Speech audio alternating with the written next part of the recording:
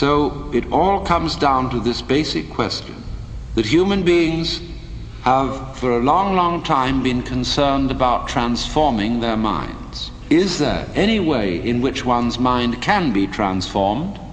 Or is it simply a process which is nothing more than a vicious circle? I could ask, why have you come here this afternoon?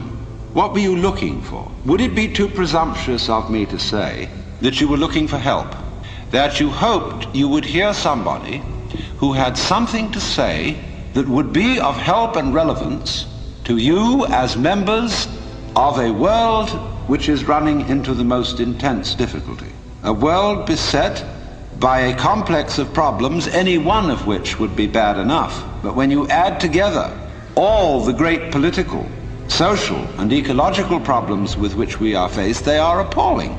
And one naturally says, the reason why we are in such a mess is not simply that we have wrong systems for doing things, whether they be technological, political, or religious, but we have the wrong people.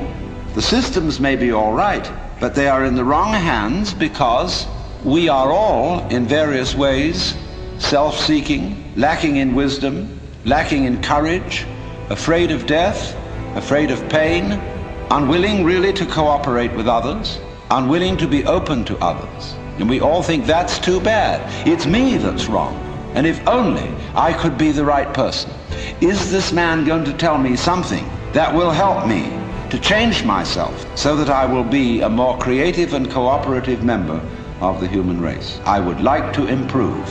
So in so many people's minds and from so many different angles, there is this urgent feeling that I must improve me. And this is critically important because it's obvious that, at least it's superficially obvious, that the way things are, we are going to hell fast.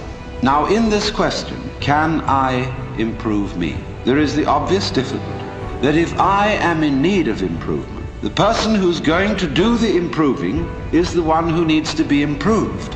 And there immediately we have a vicious circle. All right, you want grace? Well, ask God, maybe he'll give it to you. And the theologian will tell you, yes, God gives his grace freely. He gives it to all because he loves all. It's here like the air. All you have to do is receive it. Or a more orthodox, a Catholic Christian would say, all you have to do is to be baptized, to take the holy sacrament of the altar, the bread and wine, the body and blood of Christ, and there is the grace right there. And it's given by these simple physical means so that it's very easily and readily available. Well, a lot of people got baptized, and it doesn't always take. People fall from grace. Why do they? You see, we're just talking about the same old problem, but we've put it a step up. But it's the same problem. How can I improve myself was the first problem. The second problem is, how can I accept grace? They're both the same problem. Because you've got to make a move which will put yourself out of your own control into the control of a better. If you don't believe in the Christian kind of a God, you can believe in the Hindu kind of a God, who is your inner self. You see, you've got a lower self, which you can call your ego. That's that little scoundrelous fellow that's always out for me. But behind the ego, there is the Atman, the inner self, the inward light, as Quakers would call it. The real self, the spirit, which is substantially identical with God.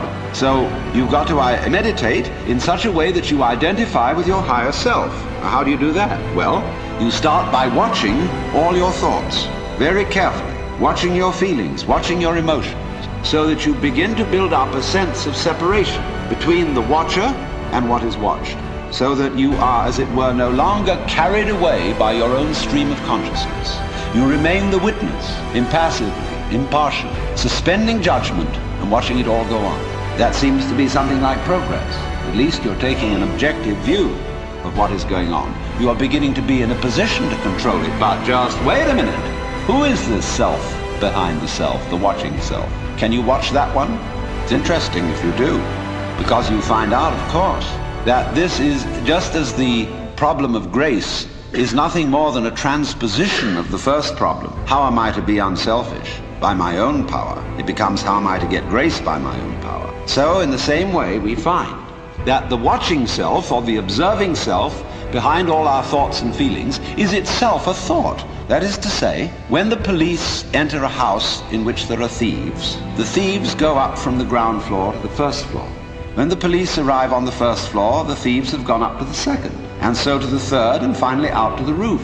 And so when the ego is about to be unmasked, it immediately identifies with the higher self. It goes up a level, because the religious game is simply a refined and highbrow version of the ordinary game. How can I outwit me? How can I one-up me? So, if I find, for example, that in the quest for pleasure, the ordinary pleasures of the world, food, sex, power, possessions, all this becomes a drag, and I think, no, it isn't there. So I go in for the arts, literature, poetry, music, and I absorb myself in those pleasures. And after a while, they aren't the answer. So I go to psychoanalysis, you see.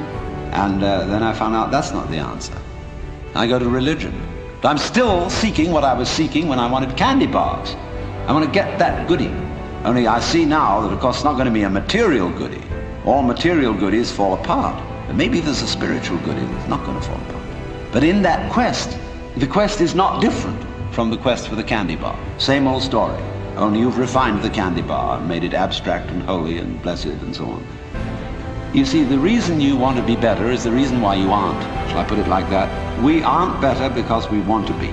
Because the road to hell is paved with good intentions. Because all the do-gooders in the world, whether they're doing good for others or doing it for themselves, are troublemakers. On the basis of kindly let me help you or you'll drown, said the monkey, putting the fish safely up a tree. See, because sometimes doing good to others and even doing good to oneself is amazingly destructive. Because it's full of conceit. How do you know what's good for other people? How do you know what's good for you? If you say you want to improve, then you ought to know what's good for you. But obviously you don't, because if you did, you would be improved. So we don't know. So you see, here again, the problem comes out in genetics. We do not really know how to interfere with the way the world is. The way the world actually is an enormously complex, interrelated organism. When you come out with beautiful eyes, blue or brown or green as the case may be, you don't congratulate yourself for having grown one of the most fabulous jewels on earth. So it's just eyes, and you don't account it a virtue. To see, to entertain the miracles of color and form. But that's real virtue. Virtue in the sense, the old sense of the word, as strength, as when we talk about the healing virtue of a plant. That's real virtue. So in a way, the moral or the immoral of these considerations is that if you are really aware of your own inner workings, you will realize there's nothing you can do to improve yourself. And this also goes for society. We can change society.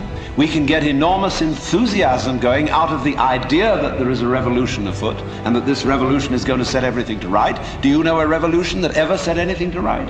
Whether the revolution came from the left wing or from the right wing? So, let's look at this thing from another point of view, which you will at first think highly depressing. Let's supposing we can't do anything to change ourselves. Suppose we're stuck with it. Now that is the worst thing an American audience can hear. There's no way of improving yourself, because every kind of culture in this country is dedicated to self-improvement. So here's the situation, you see. There is no, the whole idea of self-improvement is a will-o'-the-wisp and a hoax. That's not what it's about. Let's begin where we are.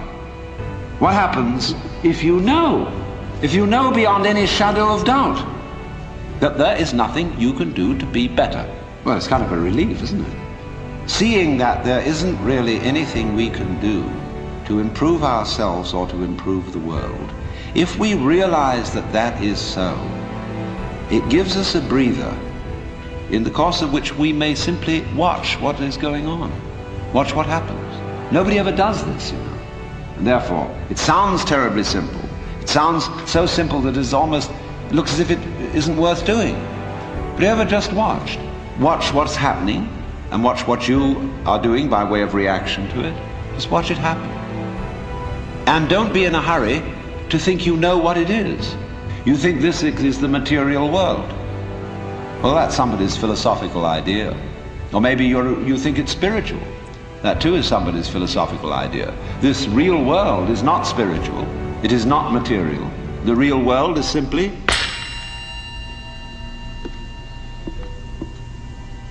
So could we look at things in that way, without, as it were, fixing labels and names and gradations and judgments on everything? But watch what happens. Watch what we do.